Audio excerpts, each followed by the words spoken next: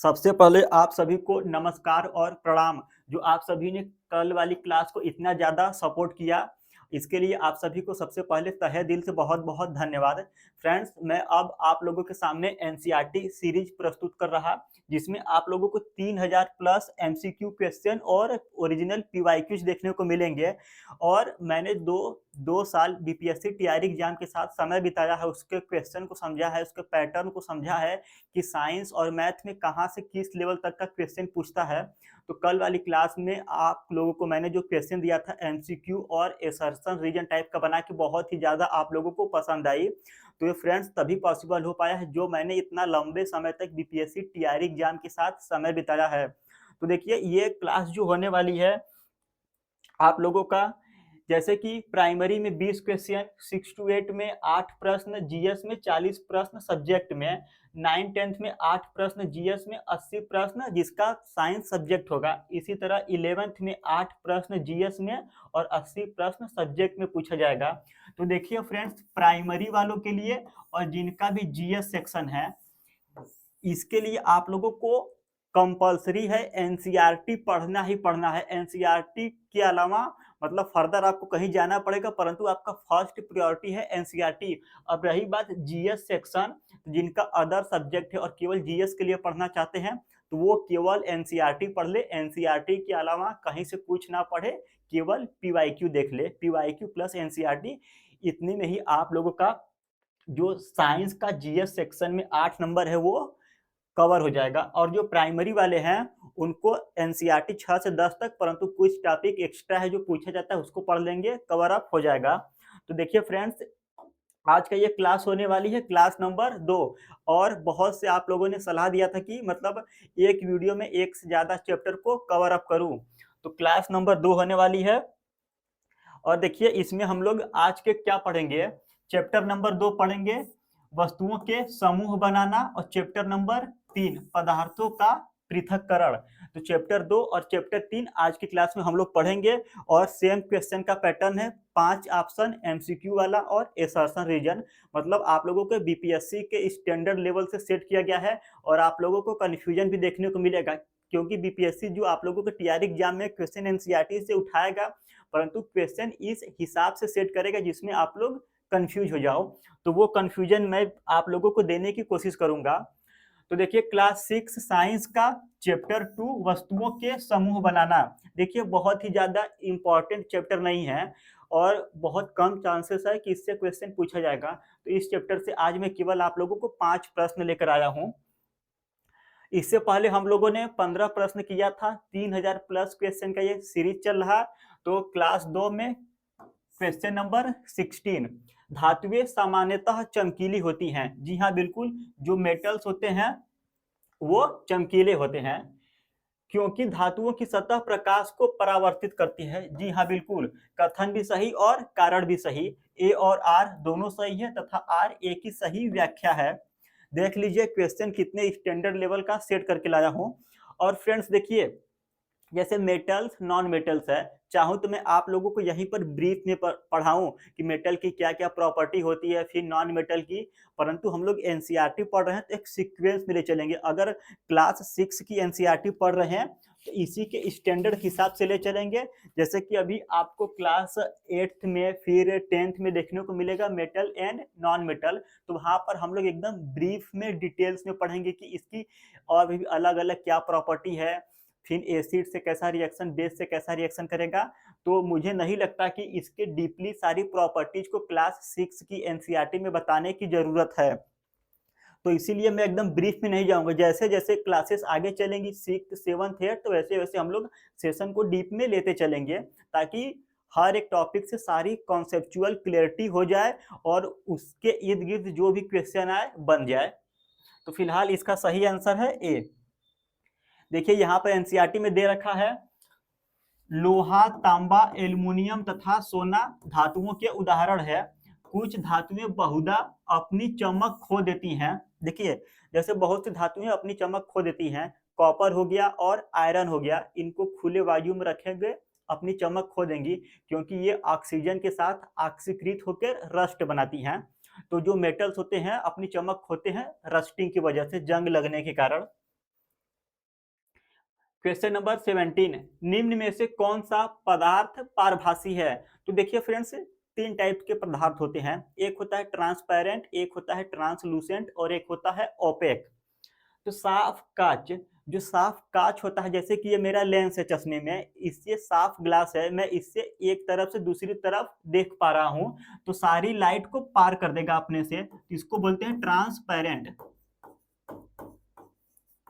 Transparent बोलेंगे या तो इसको पारदर्शी बोलेंगे। लकड़ी का तख्ता, तो जो लकड़ी का तख्ता है वो लाइट को एक तरफ से दूसरी तरफ नहीं जाने देगा, इसको बोलते हैं ओपेक। ओपेक या अपारदर्शी। तेल लगा कागज, तो देखो कि जब कभी आपके पास तेल लगा हुआ कागज का टुकड़ा होता है, उसमें से देखोगे या लाइट टॉर्च ऑन करोगे तो कुछ लाइट एक तरफ से दूसरी तरफ चली जाती है, सारी लाइट्स नहीं जाएंगी, कुछ लाइट्स जलती है, तो इसको बोलते हैं ट्रांसलूसेंट। ट्रांसलूसेंट यानी कि पारभासी, जो लिमिटेड प्रकाश को अपनी तरफ से दूसरी तरफ जाने दे। तो हम लोग को पूछा है पारभासी, ट्रांसलूसेंट, तो इसका ऑप्शन नंबर सी बिल्कुल करेक्ट होगा। अब देखते हैं कि एनसीईआरटी क्या कहना चाह रही। तो देखिए, एनसीईआरटी यहाँ पर पारदर्शिता टॉपिक पे आप लोगों को पारदर्शी, अपारदर्शी और पारभासी तीनों चीजों को समझाया है। इसका यहाँ पर एग्जांपल्स देखिए। ट्रांसलूसेंट, पारभासी के यहाँ पर है, एक टार्च है और हथेली पर जलाए हैं, तो देखो कि जब टार्च को हथेली पर जलाओगे तो कुछ लाइट हाथ के इस पार से दूसरी तरफ निकलती है, सारी लाइट्स नहीं, तो इसको बोलते हैं पारभासी, ट्रांसलूसेंट। दुकान में रखी पारदर्शी बोतलें, जैसे कि दुकान पे जाते हो किराना के, तो जो कांच की बोतलें होती हैं पारदर्शी होती है, उसमें एक तरफ से दूसरी तरफ दिखाई देता है, तभी जो कांच के अंदर का सामान होता है हमको बाहर दिखाई देता है। फिर यहाँ पर देखिए पारदर्शी है और यहाँ पर पारभासी है, थोड़ा सा दिखाई दे रहा, यहाँ पर अपारदर्शी है, बिल्कुल भी दिखाई नहीं दे रहा। तो यहाँ पर सिंपल सा एनसीईआरटी आप लोगों को ट्रांसपेरेंट, ट्रांसलूसेंट और ओपेक मीडियम, इन तीनों को समझाना चाह रहा। और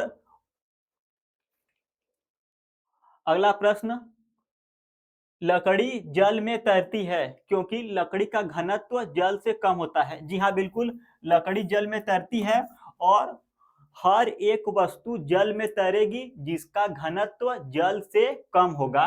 तो लकड़ी का घनत्व जल से कम होता है इसलिए तैरती है। अब घनत्व होता क्या है? जो घनत्व होता है द्रव्यमान बटे आयतन, द्रव्यमान बटे आयतन। तो हम सिंपल भाषा में कह सकते हैं कि एकांक आयतन में उपस्थित द्रव्यमान को उसका घनत्व कहते हैं। द्रव्यमान और आयतन के अनुपात को घनत्व। तो किसी एक फिक्स वॉल्यूम में जितना ज्यादा उस पदार्थ का द्रव्यमान होगा उसकी डेंसिटी उतनी ही ज्यादा होगी, एक फिक्स आयतन में जितना कम द्रव्यमान होगा उसकी डेंसिटी उतनी ही कम होगी। और भी हम लोग डिटेल्स में पढ़ेंगे घनत्व के बारे में, रिलेटिव डेंसिटी के बारे में, जैसे कि क्लास 8th में दिया है, तो वहां पर हम लोग डेंसिटी को एकदम ब्रीफ में पढ़ेंगे।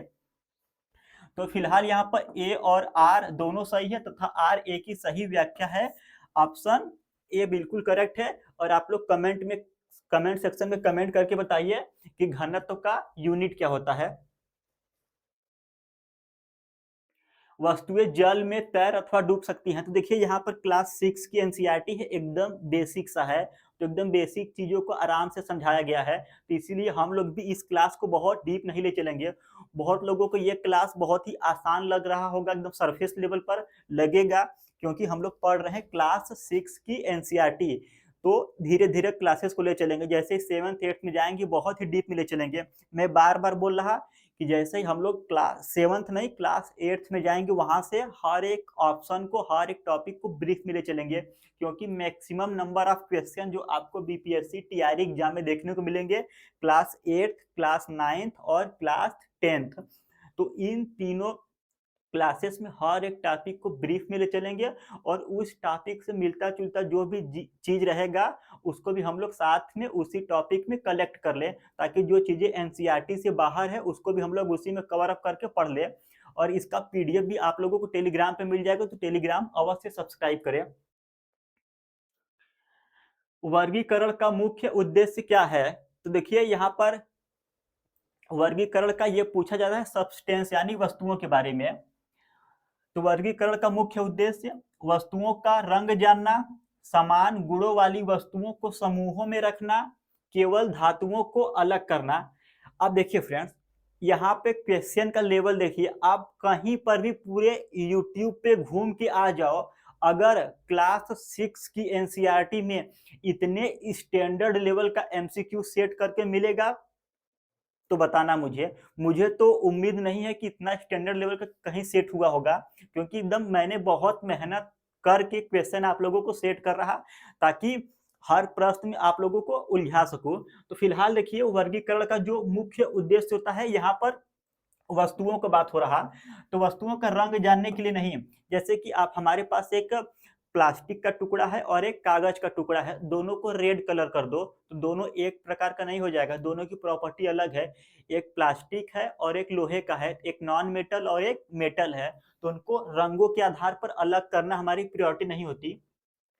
केवल धातुओं को अलग करना। देखिए हमारे पास एक कूड़े का ढेर है जिसमें बहुत सारे प्लास्टिक भी हैं, लोहे के भी टुकड़े हैं, तो दोनों को अलग करेंगे, प्लास्टिक की वस्तुएं अलग और लोहे की वस्तुएं अलग। तो यहाँ पर केवल धातुओं को अलग करना यानी कि केवल मेटल्स को, तो इसलिए गलत हो गया, ये गलत हुआ केवल वर्ड यूज करने के बाद, क्योंकि केवल हम लोग मेटल को अलग नहीं करेंगे, हम लोग अधातुओं को भी तो अलग करेंगे, नॉन मेटल को। समान गुणों वाली वस्तुओं को समूह में रखना, बिल्कुल perfect option. Option number B, जो वस्तुओं का वर्गीकरण करेंगे समान गुणों वाली वस्तुओं को एक समूह में रखेंगे ताकि उनकी सारी प्रॉपर्टी एक दूसरे से मिलती जुलती रहे। अगला प्रश्न, चीनी जल में घुल जाती है। बिल्कुल चीनी जल में घुल जाती है क्योंकि चीनी के कण जल के कणों के बीच स्थान ग्रहण कर लेते हैं। तो चीनी जल में घुलती है, कथन सही है, कारण क्योंकि चीनी के कण जल के कणों के बीच स्थान ग्रहण कर लेते हैं, कारण भी सही है।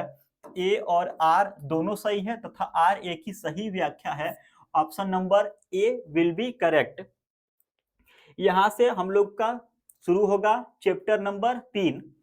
विलेय और अविलेय के बारे में यहाँ पर सिंपली समझाया गया था क्लास 6 की एनसीईआरटी में। जैसे कि आप एक गिलास में पानी ले लो तो उसमें चीनी डालो घुल जाएगा, नमक डालो घुल जाएगा, परंतु वही उसमें बालू डाल दो तो वो नहीं घुलेगा। तो कौन से पदार्थ विलेय होते हैं, कौन से पदार्थ अविलेय होते हैं, यहाँ पर इस टॉपिक से समझाया गया है।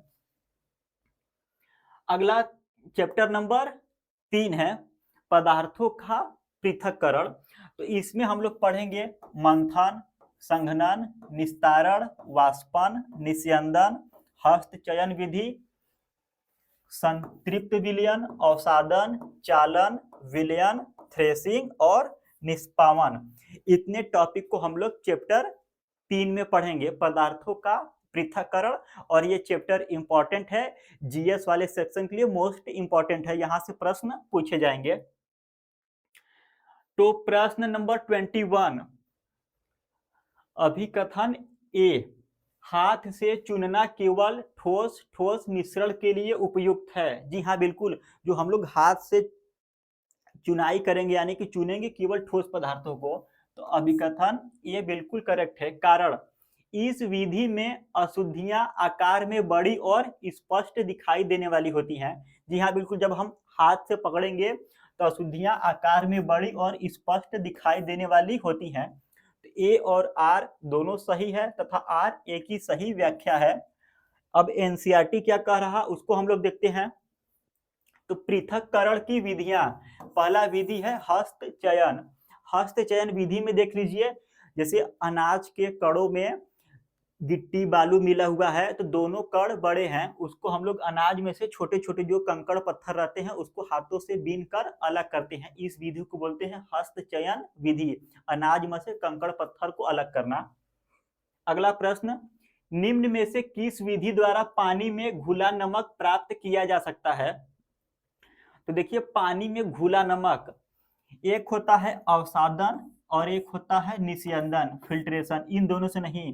पानी में घुला नमक वाष्पीकरण विधि द्वारा अलग किया जा सकता है।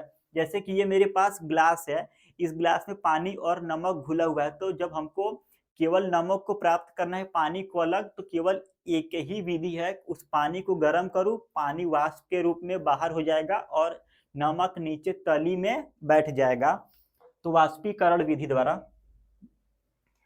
अगला प्रश्न, देखिए एनसीईआरटी भी यही कह रहा कि वाष्पन विधि द्वारा पानी में घुले हुए नमक को अलग किया जा सकता है। कौन सी विधि द्वारा? वाष्पन विधि द्वारा। क्वेश्चन नंबर 23, मंथन द्वारा मक्खन को दही से अलग किया जाता है। मंथन द्वारा मक्खन को दही से अलग किया जाता है। अभिकथन सही है। यह विधि घनत्व के अंतर पर आधारित है। कारण आर, यह भी बिल्कुल सही है। जो मंथन विधि द्वारा दही से मक्खन को अलग करते हैं, यह घनत्व के अंतर पर आधारित होती है।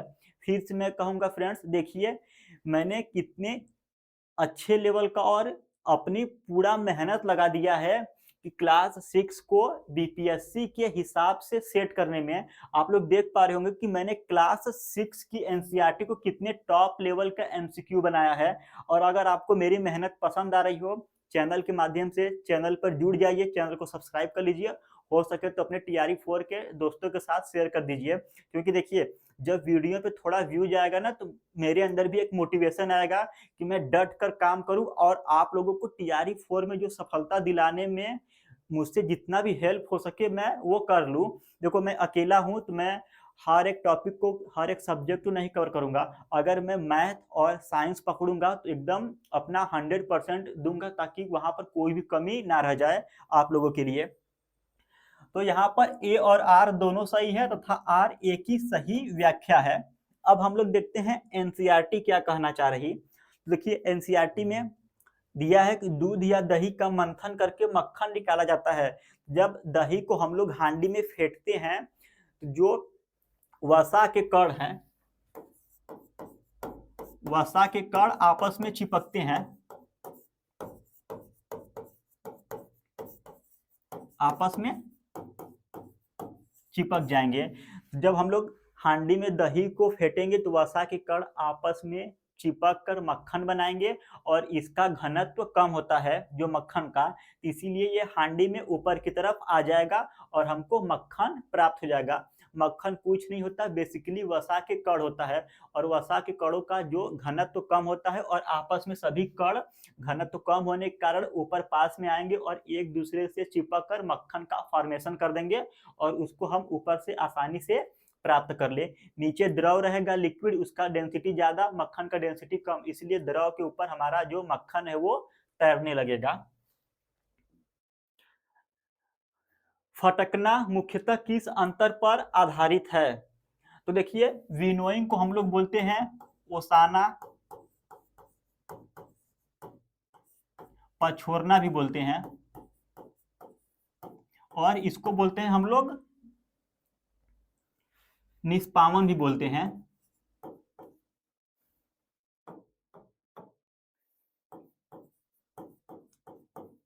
निष्पावन। तो विनोइंग को फटकना, ओसाना, पछोरना और निष्पावन इतने नाम से जाना जाता है। और यहाँ पे क्वेश्चन है फटकना मुख्यतः किस अंतर पर आधारित है? तो जो फटकना पहले होता क्या है? विनोइंग। तो देख लीजिए ये हो गया निष्पावन या विनोइंग।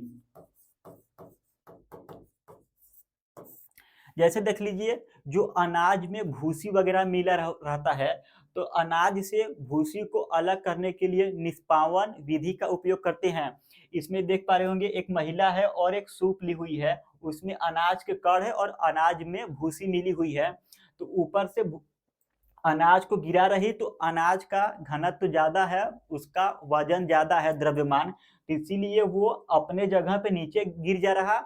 और जो भूसी होता है वजन में हल्का होता है और पीछे से तेज रफ्तार की हवा आ रही तो हवा के माध्यम से भूसी दूर चला जाता है। और जब हवा तेज नहीं चलता है तो हम लोग सामने एक फैन लगा देते हैं, तो उस पंखे की हवा के माध्यम से भूसी दूर जाकर गिर जाएगा और हमारा अनाज भारी होने के कारण नीचे बैठ जाएगा, यानी इकट्ठा हो जाएगा। इस तरह से अनाज और भूसी अलग हो जाएगा। इस विधि को बोलते हैं निष्पावन।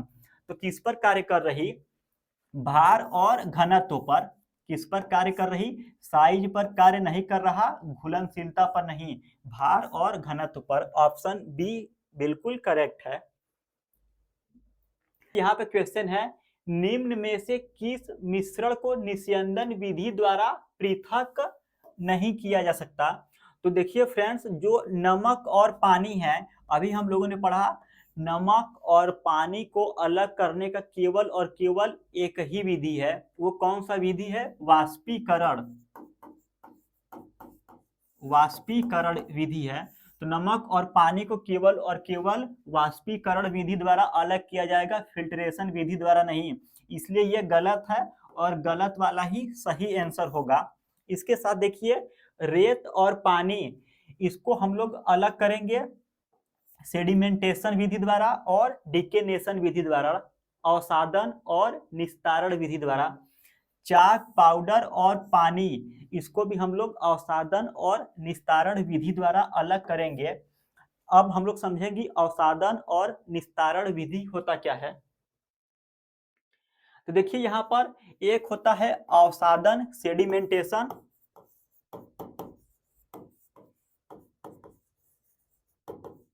सेडिमेंटेशन, निस्तारण डिकेनेशन और एक निस्यंदन फिल्ट्रेशन।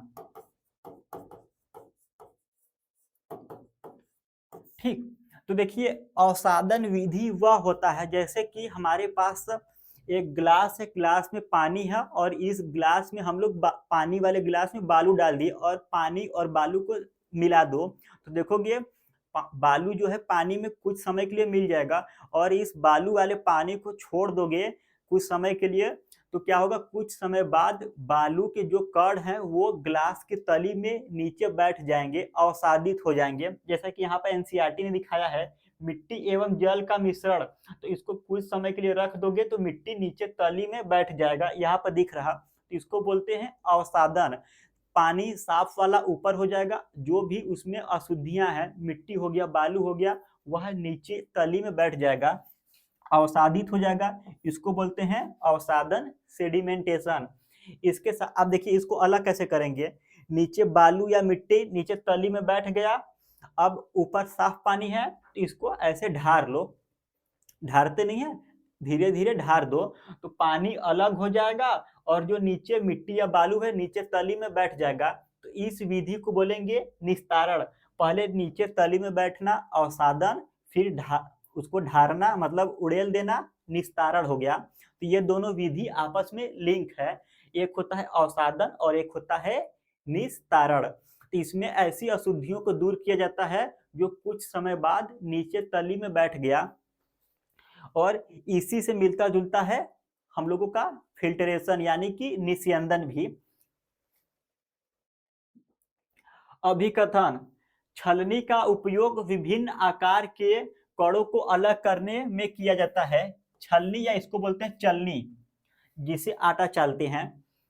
छोटे कण छलनी के छिद्रों से गुजर जाते हैं जबकि बड़े कण रुक जाते हैं। तो देखिए यहाँ पर बिल्कुल सही है, छोटे कण गुजर जाएंगे और बड़े कण रुक जाएंगे, और छलनी का उपयोग विभिन्न आकार के कणों को अलग करने में किया जाता है। छलनी या आटा चालने वाला जो चलनी होता है, जब हम लोग आटा चालने वाले चलनी से आटा चालेंगे तो जो भूसी के कण होता है वो बड़े होते हैं, चलनी में रुक जाएगा, और आटा का कण छोटा होता है, छलनी को पार करके दूसरी तरफ चला जाएगा। तो इसका जो सही आंसर होगा ऑप्शन ए और आर दोनों सही है तथा आर ए की सही व्याख्या है। अब हम लोग देखते हैं एनसीईआरटी क्या कहना चाह रहा। तो देखिए एनसीईआरटी क्या कह रही है इसके बारे में, पेज नंबर 40। यहाँ पर देखिए, चालन या चलनी, जैसे कि यहाँ पर आप लोग देख रहे हो, इसी को बोलते हैं छलनी भी। कभी कभी हम आटे से व्यंजन बनाने की इच्छा होती है, हमें इसमें उपस्थित चोकर तथा अन्य अशुद्धियों को पृथक करने की आवश्यकता होती है, तब हम क्या करते हैं, इसके लिए हम चालनी या चलनी या छलनी का उपयोग करते हैं तथा उसमें आटा डालते हैं। जैसे ही देखो आटा को चालोगे तो आटा दूसरी तरफ आ जाएगा और भूसी ऊपर रह जाएगा। तो बेसिक विधि है, बहुत ज़्यादा डीप नहीं है। और ये सभी पढ़ाना जरूरी है क्योंकि क्लास 6 की एनसीईआरटी में दिया गया है। तो जो इसमें सेपरेशन होता है कणों के आकार पर होता है। अगला क्वेश्चन,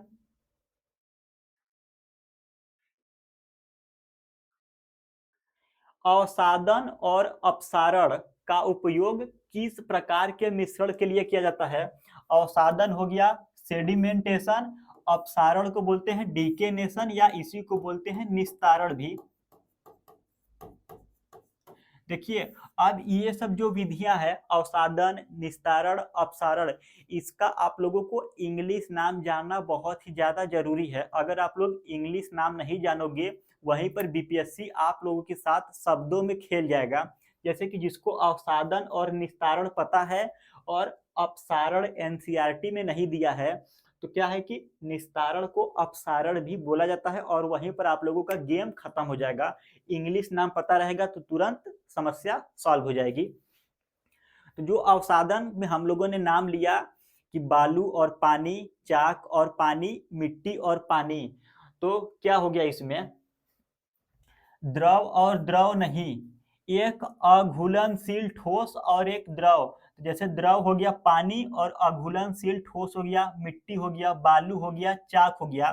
जब इनको आपस में घोल दोगे और कुछ समय के लिए रख दोगे तो जो अघुलनशील ठोस हो गया मिट्टी, चाक, बालू नीचे तली में बैठ जाएगा और साफ पानी ऊपर रहेगा। फिर उसको हम लोग ढार देंगे, पानी अलग हो जाएगा और जो अशुद्धियां हैं नीचे अलग हो जाएंगी। घुलनशील ठोस और द्रव नहीं, जैसे कि मान के चलिए कि घुलनशील ठोस में आ गया हम लोगों का नमक और चीनी। पानी में नमक घोल दो, पानी में चीनी घोल दो। अब इसको 1 घंटे 2 घंटे या 10 घंटे रख दो, नीचे तली में कुछ नहीं बैठेगा क्योंकि नमक और चीनी पूरे तरीके से पानी में घुल जाएगा। इसको हम लोग अलग नहीं कर पाएंगे। तो फिलहाल इसका जो सही आंसर है अघुलनशील ठोस प्लस द्रव, ऑप्शन ए। अगला प्रश्न, फिर यहीं पर कॉन्सेप्ट कौन सा था? अवसादन और निस्तारण का। एनसीईआरटी ने यही दे रखा है, आप लोग देख लीजिए। पानी को शुद्ध करने के लिए फिटकरी का प्रयोग किस प्रक्रिया को तेज करता है? बहुत ही बढ़िया लेवल का क्वेश्चन। कुल सारा क्वेश्चन देखिए मैंने खुद से सेट किया हुआ है आप लोगों को बीपीएससी के लिए। पानी को शुद्ध करने के लिए फिटकरी का प्रयोग किस प्रक्रिया को तेज करता है? तो देखिए, न तो फिल्ट्रेशन को न तो वाष्पीकरण को, ये तेज करता है सेडिमेंटेशन को। जैसे कि पानी में जब अशुद्धियां रहती, जब उसमें फिटकरी मिला दोगे कुछ समय के बाद देखोगे पानी के नीचे तली में कुछ छोटे छोटे पार्टिकल्स दिखाई देते हैं। तो पानी में जितनी भी घुलनशील अशुद्धियां होती है, फिटकरी उन सभी घुलनशील अशुद्धियों को नीचे तली में बैठा देता है सेडिमेंटेशन प्रोसेस द्वारा। तो फिटकरी किस प्रक्रिया को तेज करेगा? सेडिमेंटेशन यानी कि अवसादन प्रक्रिया को तेज कर देता है। तो ऑप्शन बी करेक्ट है। क्वेश्चन नंबर 29, संतृप्त विलयन में और अधिक विलय नहीं घुलता। तो देखिए यहां पर दो चीज होता है, एक होता है विलेय और एक होता है विलायक। सॉल्यूट और एक होता है सॉल्वेंट। विलेय और विलायक। तो और विलायक को सिंपल से याद रखिए, जैसे हो गया पानी, और विलेय में हमेशा आएगा चीनी आएगा, नमक आएगा। तो ठीक हमेशा क्या है कि पानी में चीनी और नमक को घोला जाएगा। पानी में किसको घोलेंगे? चीनी और नमक को। तो पानी हम लोगों का विलायक सॉल्वेंट होगा, विलेय जो सॉल्यूट होगा चीनी और नमक होगा। तो यहाँ से फिर दो कॉन्सेप्ट निकलेगा, एक सेचुरेटेड सॉल्यूशन और एक अनसेचुरेटेड सॉल्यूशन। तो यहाँ पे एक इक्वेशन बनता है, सॉल्यूट प्लस सॉल्वेंट दोनों मिलकर बनाएंगे सॉल्यूशन। यहां से देखिए एक नया क्वेश्चन बन सकता है कि सॉल्यूशन कब बनता है? तो सॉल्यूशन हम उसी पदार्थ या उसी सब्सटेंस को बोलेंगे जिसमें एक सॉल्यूट यानी कि विलेय हो और एक सॉल्वेंट यानी कि विलायक हो, तभी सॉल्यूशन बनेगा। जैसे नमक और पानी का विलयन, तो उसमें पानी विलायक हो गया और नमक है जो विलेय हो गया। फिर किसी एक उसमें उसकी कितनी मात्रा घोली जा सकती है, यहाँ से कॉन्सेप्ट आता है सैचुरेटेड और अनसैचुरेटेड का। तो क्वेश्चन क्या कह रहा, संतृप्त विलयन में और अधिक विलेय नहीं घुलता है। जी हाँ बिल्कुल, जब हमारा विलयन सैचुरेटेड है तो उसमें और अधिक विलेय नहीं घुलेगा। जैसे कि 1 लीटर पानी लो, हमने इसमें पानी लिया, अब इसमें हम लोग चीनी घोल रहे हैं, परंतु एक समय ऐसा आएगा कि जब उसमें और अधिक चीनी को नहीं घोल पाएंगे, तो उस समय हम उस विलयन को बोलेंगे सैचुरेटेड यानी कि संतृप्त विलयन। बिल्कुल सही है। कारण क्या है, संतृप्त विलयन में विलेय की मात्रा अधिकतम होती है। जी हाँ, जब कोई सा भी विलयन संतृप्त हो गया यानी कि उसमें और अधिक विलेय को नहीं घोला जा सकता, तो उसमें विलेय की जो मात्रा होती है अधिकतम होती है, और अधिक उसमें विलेय नहीं घोल पाएंगे। तो कारण भी सही है, ए और आर दोनों सही है तथा आर ए की सही व्याख्या है।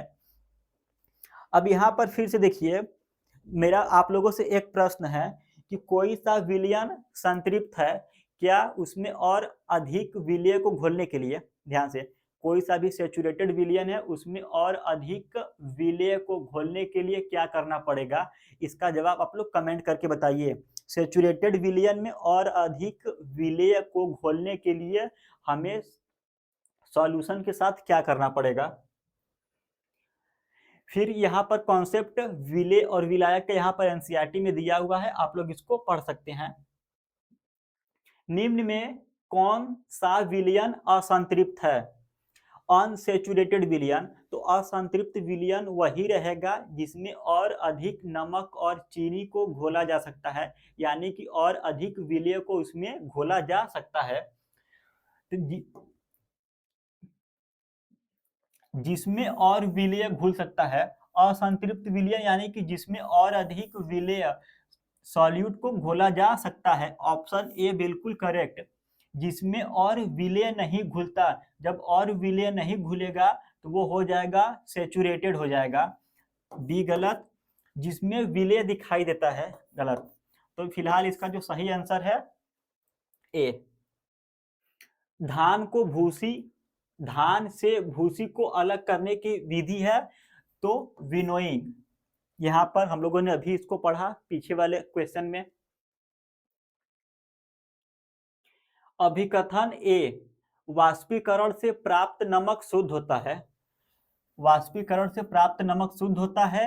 वाष्पीकरण में केवल पानी वाष्प बनकर उड़ जाता है। कथन भी सही है और कारण भी सही है। ए और आर दोनों सही है, आर ए की सही व्याख्या है। सबसे शुद्ध नमक जो प्राप्त होता है वाष्पीकरण विधि द्वारा, और ये मैं नहीं कह रहा, एनसीईआरटी खुद कह रहा, आप यहाँ पर पढ़ सकते हैं। अगला प्रश्न, निम्न में से किसे छलनी से अलग किया जा सकता है? छलनी या चालनी? तो चालनी से अलग किया जा सकता है आटा और चोकर को, यानी कि ऑप्शन ए करेक्ट है। रेत और पानी को हम लोग अलग करेंगे, रेत और पानी को सेडिमेंटेशन एंड डिकेनेशन विधि द्वारा। नमक और पानी को हम लोग अलग करेंगे इवेपोरेशन विधि द्वारा, वाष्पीकरण। चालन विधि यहाँ पर है, देख लीजिए एनसीईआरटी क्या कहना चाह रहा। आटा से भूसी को अलग करने के लिए चालन विधि या छलनी मेथड का यूज किया जाता है। समुद्री जल से नमक प्राप्त करने की प्रक्रिया है। समुद्री जल से नमक वाष्पीकरण विधि द्वारा प्राप्त होता है। अभिकथन ए, सभी विलयन पारदर्शी होते हैं। जी हाँ बिल्कुल, सभी विलयन पारदर्शी होते हैं। विलयन जैसे कि नमक और चीनी का विलयन हो गया, नमक और पानी का विलयन, चीनी और पानी का विलयन। तो ये जो विलयन होता है पारदर्शी होता है, नमक पानी चीनी पानी। तो विलयन क्या होते हैं? पारदर्शी। विलयन में विलेय के कण नग्न आंखों से दिखाई नहीं देते, जी हाँ, बिल्कुल। जो विलेय के कण है नग्न आँखों से नहीं दिखाई देते हैं। इसमें जो कणों का आकार होता है लेस देन 1 नैनोमीटर। 1 नैनोमीटर से भी छोटे कणों का आकार होता है, इसलिए ये नग्न आँखों से नहीं दिखाई देते हैं। तो ए और आर दोनों सही है तथा आर ए की सही व्याख्या है। ऑप्शन ए बिल्कुल करेक्ट है। तो यहाँ पर देखिए हम लोगों का आज की क्लास में चैप्टर 2 और चैप्टर 3 को हम लोगों ने कवर कर लिया। आगे की क्लास में हम लोग कवर करेंगे चैप्टर 4 और चैप्टर 5। अगर आप चैनल पे नए हो, चैनल को अवश्य सब्सक्राइब करें। इसका जो बोर्ड पीडीएफ है टेलीग्राम पे मिल जाएगा। टेलीग्राम का लिंक इस वीडियो के डिस्क्रिप्शन बॉक्स में है और बहुत ही जल्द आप लोगों को इन सभी क्लासेस का मॉक टेस्ट देखने को मिलेगा। मैं उस पर भी काम कर रहा, तो आप लोगों को मॉक टेस्ट का लिंक इसी वीडियो के डिस्क्रिप्शन बॉक्स में मिल जाएगा। उस लिंक से जाकर आप लोग हर क्लास का मॉक टेस्ट दे पाओगे, जो कि बिल्कुल फ्री ऑफ कास्ट रहेगा। उसका एक भी रुपए आपको पे नहीं करना पड़ेगा। और फ्रेंड्स, क्लास कैसी लगी कमेंट करके अवश्य बताइए और इस क्लास को ज़्यादा से ज़्यादा लोगों के साथ शेयर कर दीजिए। या तो रेगुलर बेसिस पे आप क्लासेस को वॉच करिए, क्या अच्छा लगा और आज की क्लास में क्या खराबी रही और क्या इम्प्रूव किया जा सकता है टीचिंग स्टाइल में, कंटेंट में, एवरीथिंग। जो भी आपको अच्छा या खराब लगे कमेंट करके ज़रूर बताइए। और मेरा अब यही टारगेट है आप लोगों को टीआरई 4 में सफलता दिलाने में हेल्प करना है, क्योंकि देखो मैं तो पूरा सफलता नहीं दिला पाऊंगा क्योंकि मैं सारा सब्जेक्ट नहीं पढ़ा पाऊंगा, परंतु मैं एक ही सब्जेक्ट या दो, मैक्सिमम 2 सब्जेक्ट कवर करूंगा। एक हो गया साइंस और दूसरा हो गया आप लोगों का मैथ। और ज़्यादा से ज़्यादा आप लोगों को जीएस में कंटेंट दे दूंगा, जियोग्राफी का हो गया, हिस्ट्री का हो गया, और आप लोगों को रिसोर्सेज बता दूंगा कि आप लोग यहाँ से ये पढ़ लो। और इससे ज़्यादा देखिए मैं नहीं कर पाऊंगा। तो प्लीज़ वीडियो पसंद आई हो तो लोगों के साथ शेयर करिए और चैनल को सब्सक्राइब करिए। धन्यवाद।